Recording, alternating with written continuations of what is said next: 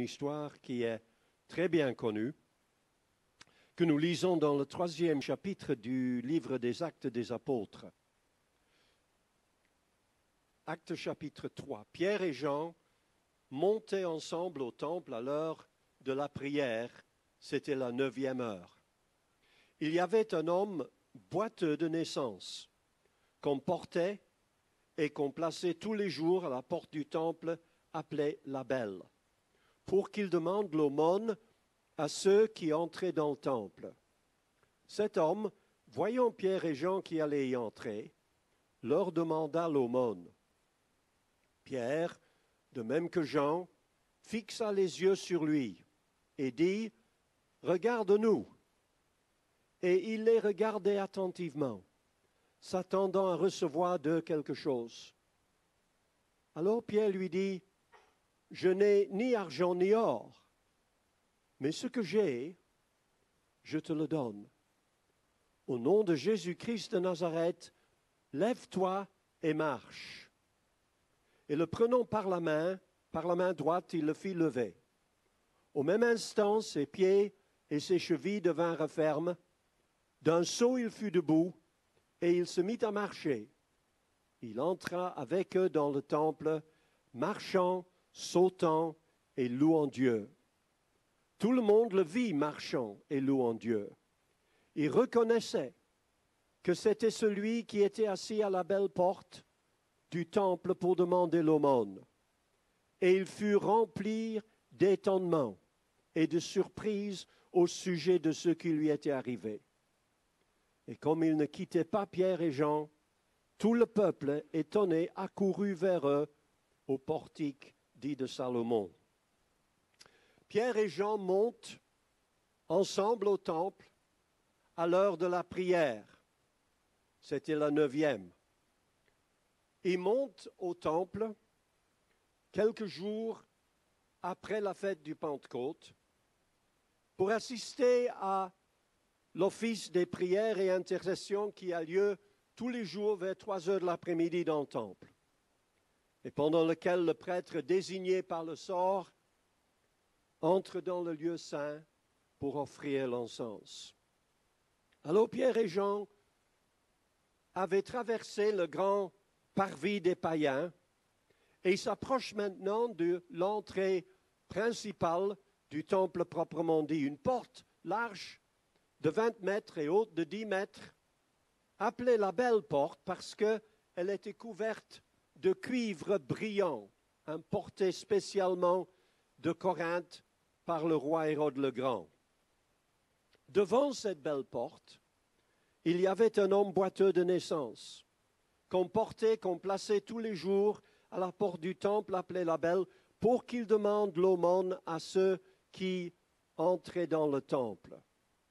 Un homme boiteux de naissance. Un boiteux qui est né boiteux. Né avec un handicap. Un handicap qui le condamne à vivre la vie misérable, merci frère, d'un mendiant.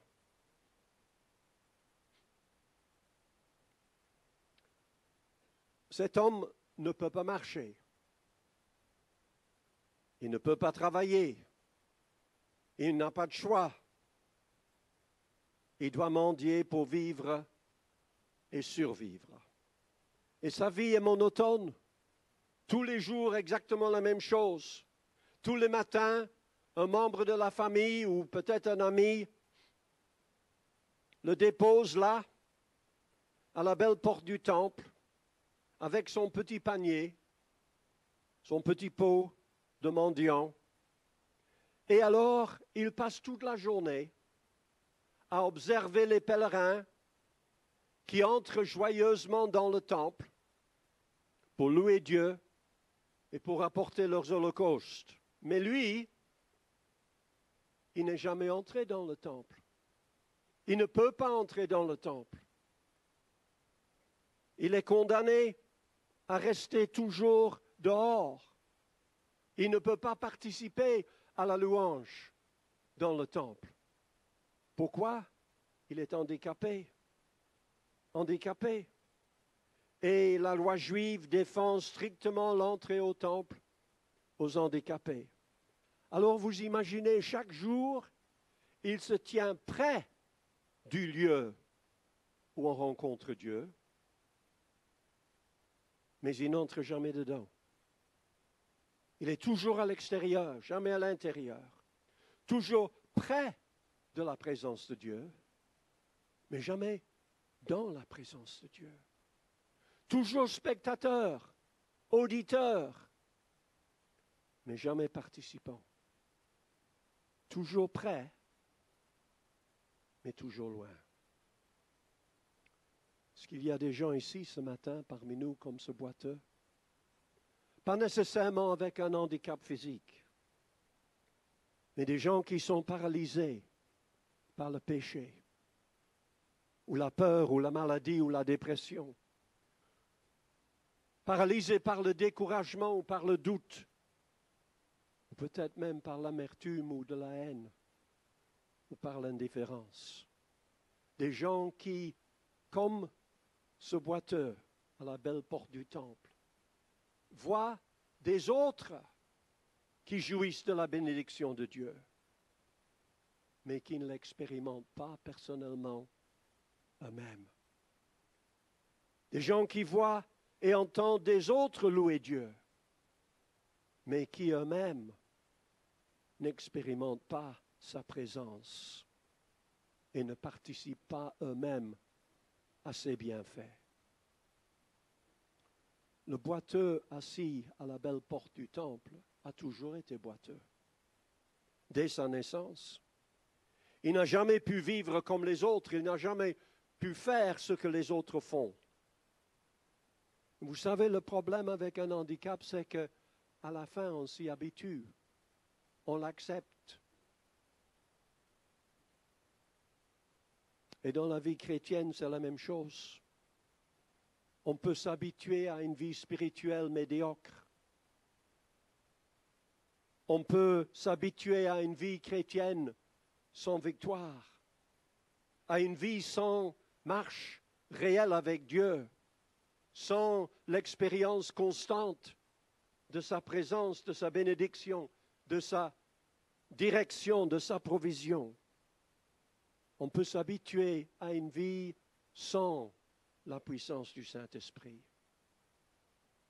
Cet homme, voyant Pierre et Jean qui allaient y entrer, leur demanda l'aumône. C'est combien un aumône? Qu'est-ce que vous pensez? Un billet de 500 €? Non, hein? Plutôt une pièce d'un cent. Le boiteux n'attend pas grand-chose, n'est-ce pas? Il ne demande pas des richesses. Il se contente d'un minimum. Il y a des chrétiens comme lui. Ils se contentent de si peu. Ils ne demandent que des aumônes de Dieu, des aumônes spirituelles, des petites victoires sur le péché, une légère amélioration d'une maladie, un soulagement passager d'une souffrance, une solution partielle ou temporaire d'un problème. Mais Dieu ne promet pas des aumônes à ses enfants. Dieu promet l'abondance. Jésus dit, je suis venu afin que les brebis aient la vie et qu'elle l'ait en abondance. Et Dieu a toujours été le Dieu de l'abondance. À la création, il ordonne que les eaux produisent en abondance les animaux. Moïse dit, l'Éternel ton Dieu va te faire entrer dans un bon pays où tu mangeras du pain avec abondance et où tu ne manqueras de rien. Les psalmistes chantent, le Fils de l'homme se rassasie de l'abondance. Tu visites la terre et tu lui donnes l'abondance, tu le combles de richesses. Tes pas versent l'abondance. Nous avons passé par le feu et par l'eau, mais tu nous en as tirés pour nous donner l'abondance. Salomon dit, honore l'Éternel avec tes biens, avec les prémices de tout ton revenu, alors tes greniers seront remplis d'abondance. Et il y a une grande abondance dans la maison du juste.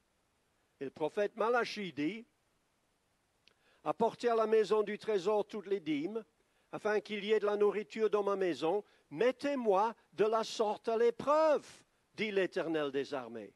Et vous verrez si je n'ouvre pas pour vous les écluses des cieux, si je ne répands pas sur vous la bénédiction en abondance. L'apôtre Paul dit, Dieu peut vous combler de toutes sortes de grâces, afin que posé dans tout temps, toute chose de quoi satisfaire à vos besoins, vous ayez encore en abondance pour toute bonne œuvre. Et mon Dieu pourvoira à tous vos besoins, selon sa richesse, avec gloire en Jésus-Christ. Ne nous comptons pas d'aumône seulement, frères et sœurs, alors que nous servons un Dieu qui peut faire infiniment au-delà de tout ce que nous demandons ou pensons. Ne nous contentons pas d'aumône, alors que Dieu veut que nous jouissions pleinement de l'abondance, de sa bonté, d'une abondance de pardon et de paix, et de joie, de bonheur et de victoire. J'aime bien le Luxembourg, mais je n'aimerais pas être luxembourgeois.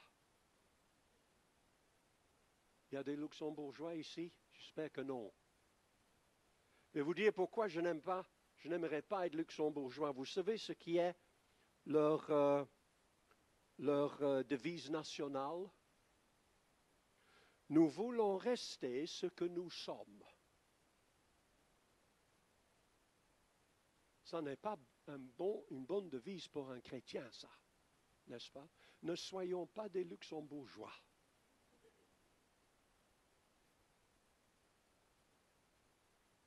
Mais il y a des luxembourgeois, entre guillemets, dans l'Église de Dieu. Oui, vous savez. On entend très souvent dans les réunions de prière, moi j'ai été pasteur, enfin je le suis encore, mais maintenant à la retraite, mais j'ai été pasteur pendant longtemps. Et un pasteur, il est un peu déformé professionnellement. Et alors il écoute les prières des saints pendant la réunion de prière. Et qu'est-ce qu'on entend? Seigneur, fais quelque chose de nouveau. Mais gare à lui s'il ose. N'est-ce pas? Nous voulons rester ce que nous sommes. Non, frères et sœurs. Un collègue pasteur en Angleterre que j'ai bien connu, il venait de terminer ses études à l'école biblique. Et alors il était envoyé par son mouvement pour être pasteur d'une petite église, une trentaine de personnes, pour la plupart des vieilles dames, qui se réunissaient dans une église qui est un monument historique, sombre et froid, à 900 places. Et les 30 vieilles dames, il y avait des bancs dans l'église, pas des chaises, mais des bancs. Vous savez, comme dans le bon vieux temps. Et les 30 vieilles dames se mettaient toujours tout à fait derrière dans l'église. Et alors lui, il fallait monter l'escalier spirale pour aller dans la chaire. Il avait besoin de jumelles pour voir sa congrégation. Une des premières choses qu'il a faites quand il est devenu pasteur, c'était de demander aux sœurs de s'asseoir devant. Tous les prédicateurs vont vous dire qu'il n'y a rien de plus décourageant que de prêcher à des chaises vides. Mon pasteur à moi en Angleterre, il a dit qu'il y a beaucoup plus de bénédictions devant que derrière. Je ne sais pas s'il avait un verset biblique pour prouver ça, mais je trouve quand même que c'est une vérité. Hein? Alors il demande à ses vieilles sœurs de bien vouloir s'approcher. Les vieilles dames ont eu une réaction luxembourgeoise. Nous voulons rester où nous sommes. Nous sommes toujours assises derrière dans la salle. Nous ne voulons pas changer. et elle s'opposait à toute proposition de changement que le jeune pasteur a faite. Leur réponse était toujours la même. Nous n'avons jamais fait ça comme ça. Ça n'est pas selon la tradition de notre Église. Ça ne marchera pas ici. Nous voulons rester ce que nous sommes. Le jeune pasteur a prié. Il a jeûné. Il a travaillé. Il a imploré. Mais les vieilles dames restaient toujours luxembourgeoises. Au bout de 2 ans, il désespéré. Il était prêt à démissionner. Il a décidé de passer du temps avec le Seigneur et le Seigneur lui a dit, « Moi, je t'ai placé là, mais jusqu'à présent, tu fais ce que les luxembourgeoises veulent que tu fasses. À partir du maintenant, tu fais ce que moi je te dis de faire. » Il est resté. Et peu d'années après, il y avait 500 personnes au culte. Mais les vieilles luxembourgeoises, toujours derrière dans la salle, vous savez ce qu'elles disaient? Ça ne va pas durer. Ce n'est pas de Dieu.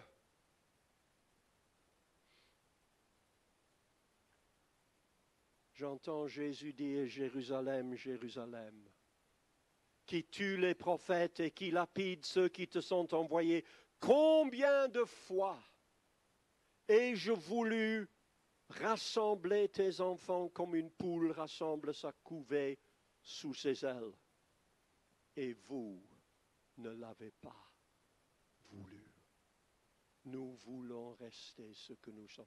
Non, frères et sœurs, nous ne voulons pas rester ce que nous sommes. Nous voulons devenir ce que Dieu veut que nous soyons. Ne soyons pas des chrétiens luxembourgeois. Ne nous contentons pas d'aumône. Dieu nous promet son abondance. Cet homme, voyant Pierre et Jean qui allaient y entrer, il leur demanda l'aumône. Pierre et Jean le voient, entendent son cri, s'arrêtent et s'approchent de lui. Et Pierre lui dit, « Regarde-nous. » Le boiteux les regarde. À juger par leurs vêtements et leur accent, ces hommes doivent être des pauvres Galiléens. Et au temps du Nouveau Testament, tout le monde savait que les Galiléens étaient avares. Donc, notre boiteux ne doit pas s'attendre à grand-chose. Si moi je peux me permettre de lui donner du conseil, je dirais, boiteux, laisse-les passer. Ces Galiléens, ils ne vont rien te donner. Et si tu perds ton temps avec eux, tu pourrais laisser passer un juif riche, n'est-ce pas, qui pourrait te donner beaucoup plus. Mais le boiteux n'écoute pas mon conseil. Il les regarde. Il les regardait attentivement, s'attendant à recevoir de quelque chose. Ça, c'est intéressant. Il les regardait attentivement, s'attendant à recevoir quelque chose. Pas désirant recevoir quelque chose, pas espérant recevoir quelque chose, mais s'attendant à recevoir quelque chose.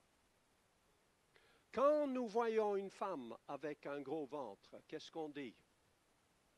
Elle espère famille? Elle désire famille? Non. Elle attend famille, n'est-ce pas? Elle ne désire pas un bébé. Elle n'espère pas un bébé. Elle va avoir un bébé, n'est-ce pas?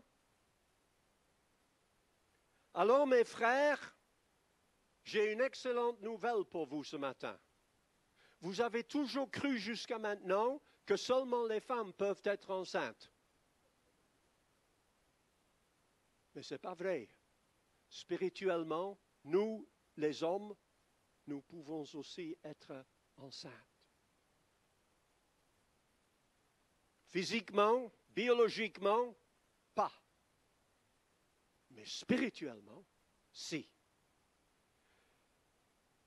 Le boiteux regarde Pierre et Jean attentivement, s'attendant à recevoir d'eux quelque chose. La foi ne désire pas un miracle. La foi n'espère pas un miracle. La foi attend un miracle. Alors soyons enceints des miracles de Dieu. Le boiteux les regardait attentivement, s'attendant à recevoir d'eux quelque chose. Alors Pierre lui dit, je n'ai ni argent ni or. Voilà, j'avais raison. N'est-ce pas? Je lui avais dit qu'il n'allait pas recevoir grand-chose. Je n'ai ni argent ni or.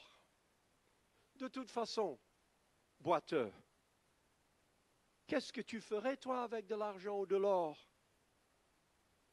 L'argent et l'or peuvent acheter un bon lit, mais pas une bonne nuit de sommeil. L'argent et l'or peuvent acheter une assurance maladie, mais pas une guérison. L'argent et l'or ne peuvent pas faire marcher le boiteux. Je n'ai ni argent ni or. Bien sûr que Pierre et Jean n'ont pas l'argent ou l'or.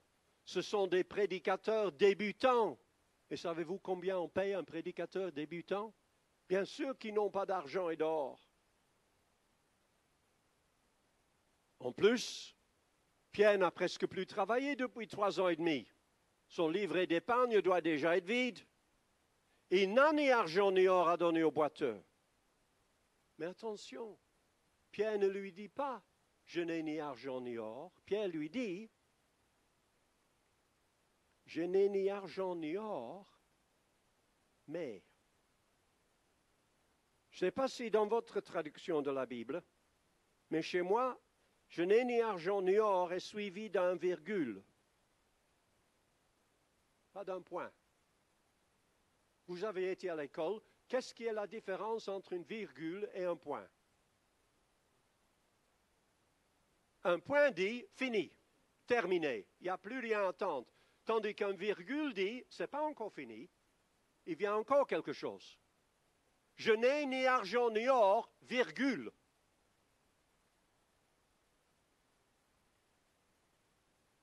Et après la virgule, mais. Merci Seigneur pour tes mais. Oh, ça peut changer tout. Connaissez l'histoire de Job? Oui? Ne lisez pas le livre de Job juste avant d'aller coucher. Hein? Il y a des... lisez un psaume ou quelque chose, mais le livre de Job, c'est décourageant, non? On m'a dit qu'il faut lire le livre de Job comme une femme lit un roman. Je ne sais pas si c'est vrai, mais il paraît que quand une femme lit un roman, elle lit d'abord le premier chapitre, et puis le dernier chapitre. Et si elle aime la fin, elle lit le reste. Alors c'est comme ça qu'il faut lire le livre de Job, n'est-ce pas? Parce que ça finit bien. Mais Job n'est pas encore à la fin, il n'est qu'encore au milieu. Quand il dit « Mes amis se sont détournés de moi, je suis abandonné de mes proches, je suis oublié de mes intimes, je suis un étranger pour mes serviteurs et mes servantes, je ne suis plus à leurs yeux qu'un inconnu, j'appelle mon serviteur, il ne répond pas, je le supplie de ma bouche, c'est en vain. Mon humeur est à charge de ma femme, et ma plainte au fils de mes entrailles. Je suis méprisé même par des enfants. Si je me lève, je reçois leurs insultes. Ceux que j'avais pour confidents m'ont en horreur. Ceux que j'aimais se sont tournés contre moi. Mes os sont attachés à ma peau et à ma chair. Il ne me reste que le pot des dents. Misérable, misérable, misère, misère. Et puis il dit ceci, mais je sais que mon Rédempteur est vivant. C'est un tournant dans ce livre, n'est-ce pas? Les patriarches jaloux de Joseph le vendirent pour être emmené en Égypte, mais Dieu fut avec lui et le délivra de toutes ces tribulations. Les habitants de Jérusalem et leurs chefs ont méconnu Jésus. Ils ont demandé à Pilate de le faire mourir, mais Dieu l'a ressuscité des morts. Et nous étions par nature des enfants de colère, mais Dieu nous a rendus à la vie avec Christ. Frères et sœurs, Dieu n'écrit pas un point derrière notre passé. Non. Il n'écrit pas un point derrière nos péchés, nos maladies, nos souffrances, nos échecs et nos afflictions. Au contraire, il écrit une virgule. Et après cette virgule, son mais divin, son mais miraculeux. Nos péchés, nos maladies, nos souffrances, nos échecs, nos afflictions n'ont jamais le dernier mot, car notre Dieu est le Dieu des miracles. Je n'ai ni argent ni or, mais ce que j'ai, je te le donne. Très bien. Très gentil, n'est-ce pas? Mais qu'est-ce qu'il a, Pierre, qu'il peut donner à ce boiteux? Qu'est-ce que vous pensez? Des béquilles? Des médicaments? Un coussin plus confortable pour s'asseoir devant la belle porte? Un panier de couleur beaucoup plus vif pour attirer l'attention des pèlerins? Je n'ai ni argent ni or, mais ce que je te donne, ce que j'ai, je te le donne. Savez-vous ce qu'il a, Pierre? Il a un don de guérison pour le boiteux. Pierre lui dit, je n'ai ni argent ni or, mais ce que j'ai, je te le donne. Au nom de Jésus-Christ de Nazareth, lève-toi et marche. Alléluia. Oui, mais il y a tout de même un problème. Parce que c'est justement ça qu'il ne sait pas faire. Si Pierre lui dit, lève ta main pour louer le Seigneur, ça il sait faire. Si Pierre lui dit, chante un chant, prie une prière, il peut. Mais lève-toi et marche. Pierre, tu n'as pas compris. Il ne peut pas se lever et marcher. Il est boiteux, il est même boiteux depuis sa naissance. Tu lui demandes à faire justement quelque chose qu'il ne peut pas faire. Il ne peut pas se lever. Il ne peut pas marcher. Il peut voir, il peut entendre, il peut parler, il peut mendier, il peut demander une aumône, il peut espérer, il peut désirer, il peut même attendre, croire. Ce qu'il ne peut pas faire, c'est se lever et marcher. Impossible pour lui. Oui, impossible pour lui, mais possible pour Dieu. Le mot impossible ne se trouve que quelquefois dans le dictionnaire au ciel. Et quand nous lisons la définition d'impossible au ciel, c'est pour montrer que l'impossible au ciel n'est pas le même que l'impossible à nous. Rien n'est impossible à Dieu. Ce qui est impossible aux hommes est possible à Dieu.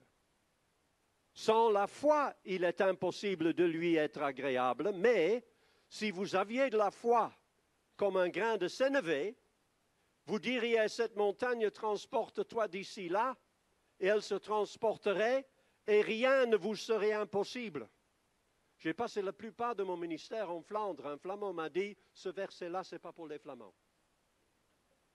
Parce qu'on n'a pas de montagne chez nous. Ce n'est pas une invitation à changer la géographie de notre pays, n'est-ce pas?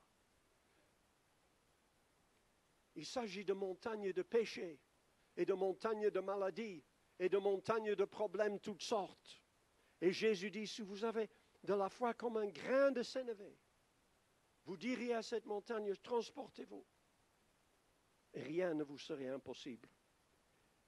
Et il est impossible que Dieu mente. Regardons très bien ce que Pierre dit au boiteux. Pierre ne dit pas au boiteux, lève-toi et marche.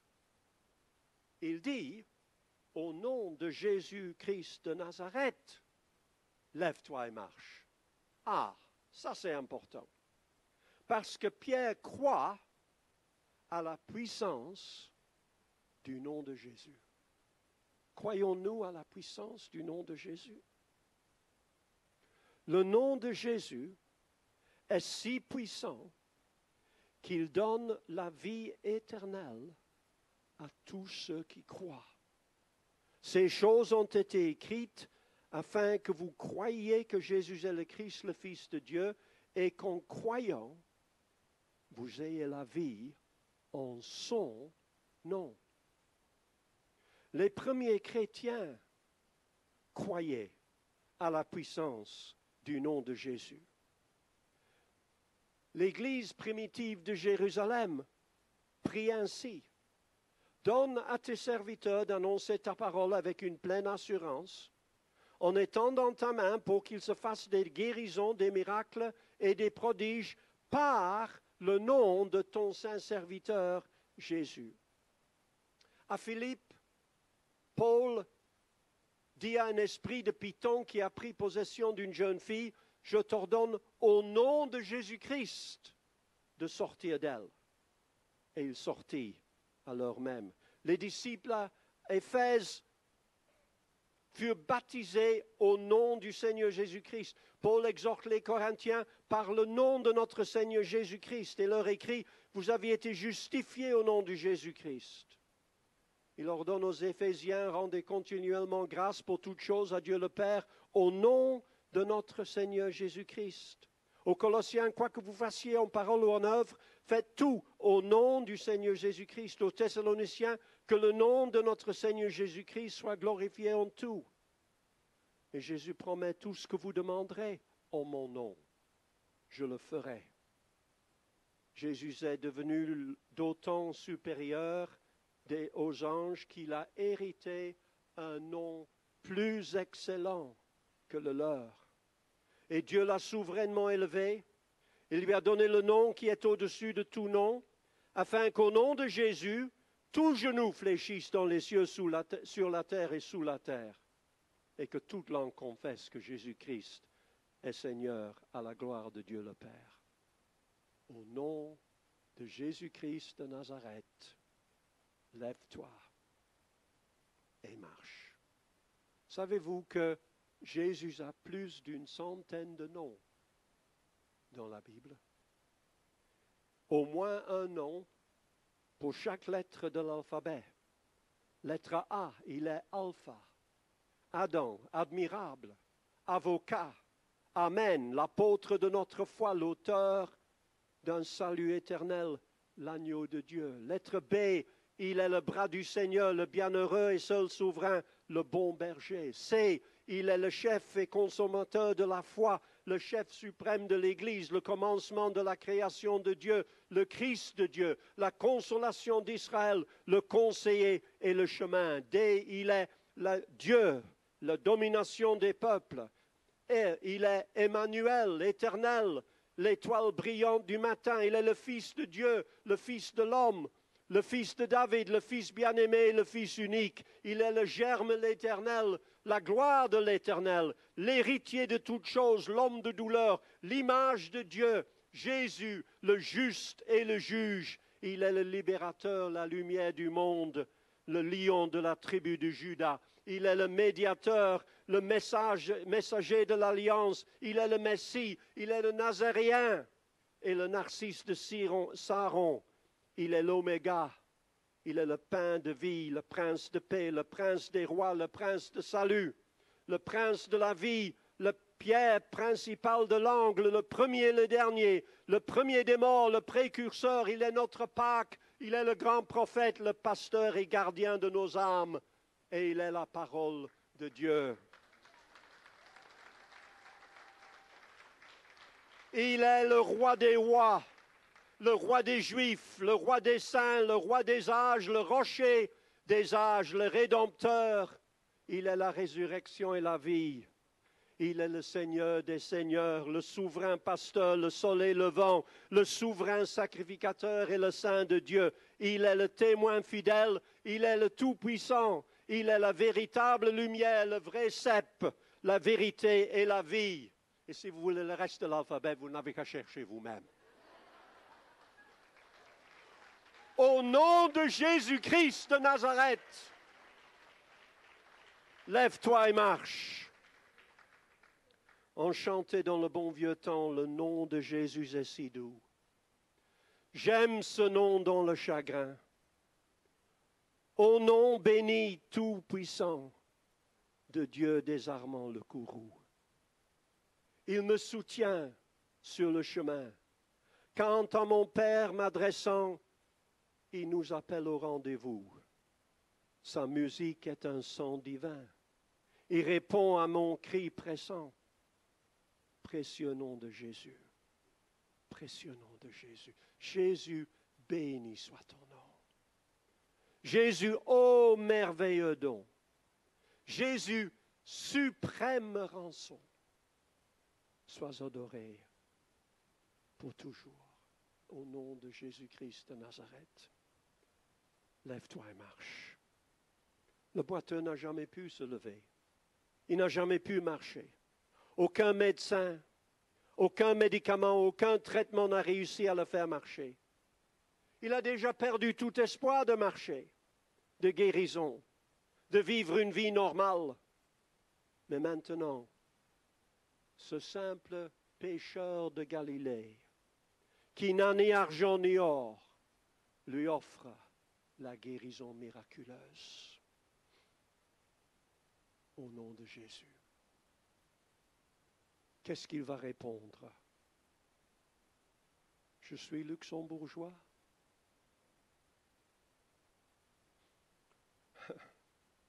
Toujours été boiteux. Je ne veux pas changer. On m'a déjà dit que je pourrais guérir. J'ai espéré dans le passé.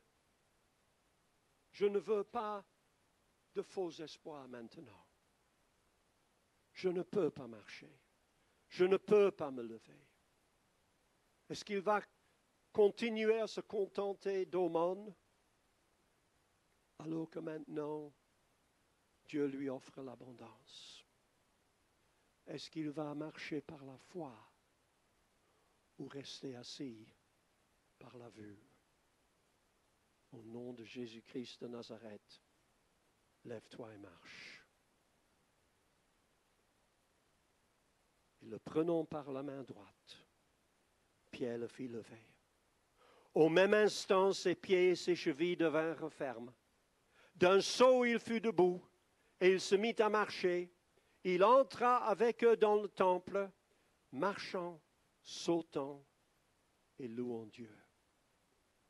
Le boiteux guérit miraculeusement, instantanément, complètement. La grossesse physique enfante un bébé. La grossesse spirituelle enfante un miracle.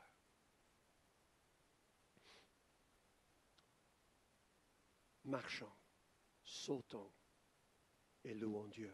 Est-ce que vous vous rappelez quand vous avez appris à marcher? Vous aviez à peu près un an. Non, ne vous le rappelez pas. Mais vos parents se rappellent. Hein? Et comment est-ce que vous avez appris à marcher? Un pas, tomber. Se lever. 2 pas, tomber. Se lever. Il vous a fallu du temps, non? Et il vous a fallu encore beaucoup plus de temps avant de pouvoir sauter.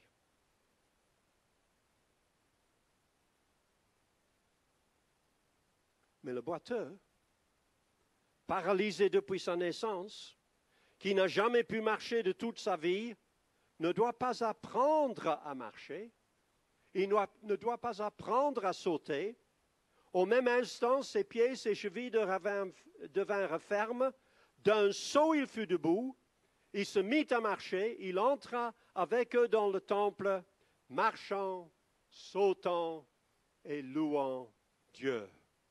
Alléluia. Nous sommes presque à la fin, mais pas tout à fait, parce qu'il y a encore un petit PS. Un PS qui est nous tout de même formidable.